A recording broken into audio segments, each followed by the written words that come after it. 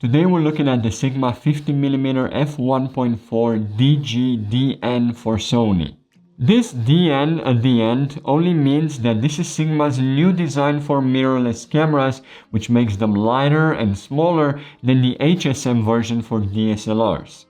It comes in an L mount for Panasonic or Leica, but also in an E mount for Sony, and that is the one I have here today. It's actually not even that heavy. It weighs about 660 grams and it has a filter diameter of 72 millimeters. Ever since I switched to Sony about 3 years ago, I haven't bought any prime lenses until now. And to be fully transparent with you, I broke the bank and bought this one together with the 85mm f1.4, but I am planning to do a standalone video on this as well. Let's get one thing out of the way before I dive into details. You can't expect anything less from a Sigma Art lens when we talk about the way it is built or the extra functions you get right on the lens. It feels like a premium lens in your hand, easily comparable with the GM version from Sony, even though that's more than twice as expensive. It is very well designed and the extra buttons and rings just add to that premium feel. Look, I've done my research, I've spent hours on YouTube and Reddit, and we both know that is the maximum level of research one can do. And all I can say is this is the pound for pound champion. The value champ, that's how General Undone calls it. This is the best value for money you can get for a Nifty 50. Now, this doesn't have to be your first 50mm lens. It's definitely not on the cheap side. But the reason of why everyone says you should own a 50mm is because this represents the standard focal length that offers a field of view more natural and more realistic because it's the closest to the human eye. But it doesn't mean you should go out there and shoot everything on a 50mm, but you can achieve a lot of things just by using a Nifty 50. You could shoot landscape, street photography, weddings, product photography, or even portraits, why not? By the way, do you know why they call them Nifty 50? Not acting smart, I had to Google it myself. Nifty because it has a fast aperture of at least 1.8, and 50 because it's a 50mm. Now you know. Listen, there are pros and cons to every single lens, but I took this baby out for a couple of hours and I love how it performs. Therefore, I would like to start with the pros. The images are sharp, not just in the center but really edge to edge, and the autofocus is just amazingly good and super silent.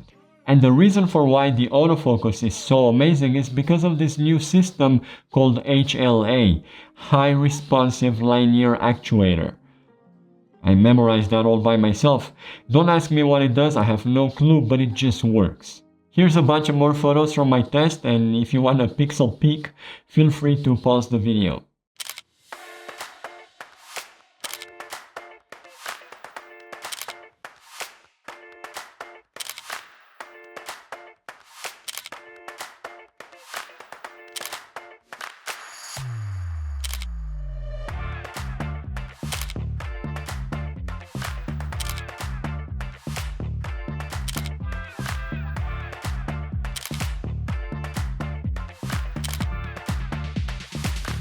Sigma says this is a dust and splash resistant lens, but I'm not planning to test its boundaries. I don't think I'm gonna take it out in the rain or anything like that. Already my first favorite thing is this aperture ring that comes with an on and off switch for the clicking.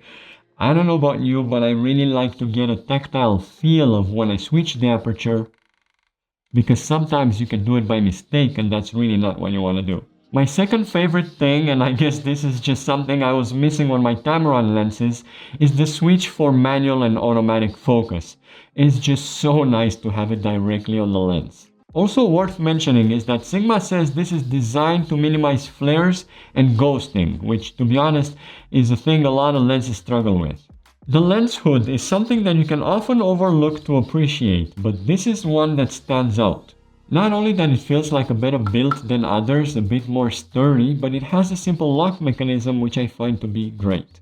Okay, let's talk about the bad things. Focus breathing. Focus breathing seems to be a thing that bothers a lot of people, especially when it comes to recording video. But from what I've seen online and from my own small tests, I can't say I have a strong opinion on it yet. I also think the intensity of that focus breathing has to do with your environment, but also with the camera you're using.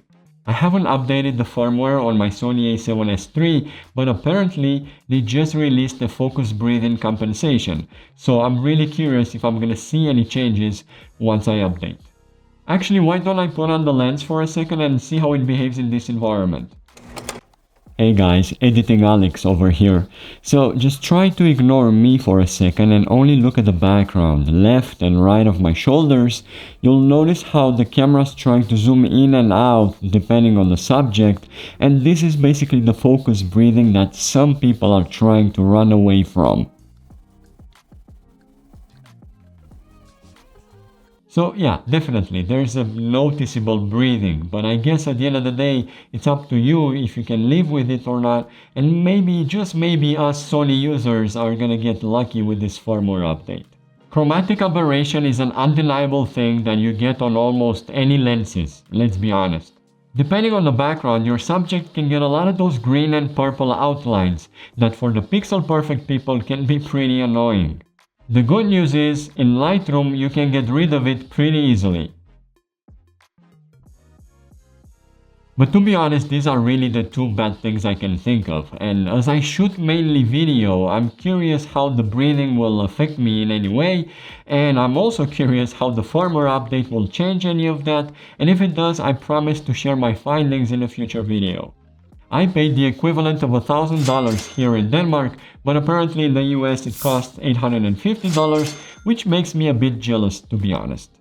At the time of recording this video, Sigma released the F1.2 version of this lens, which is significantly more expensive, and honestly I'm not sure if it's worth the price difference, but then again, if money is not a problem for you, you should just go for it, or maybe even buy the G Master lens from Sony. All in all, I'm super happy I got this new toy. I'm really excited to put it to work, and if you want to see any of that, just make sure you stick around. But that's it from me today. Please like this video if you found it helpful, subscribe to the channel if you haven't already, and I'll see you in the next video. Ciao!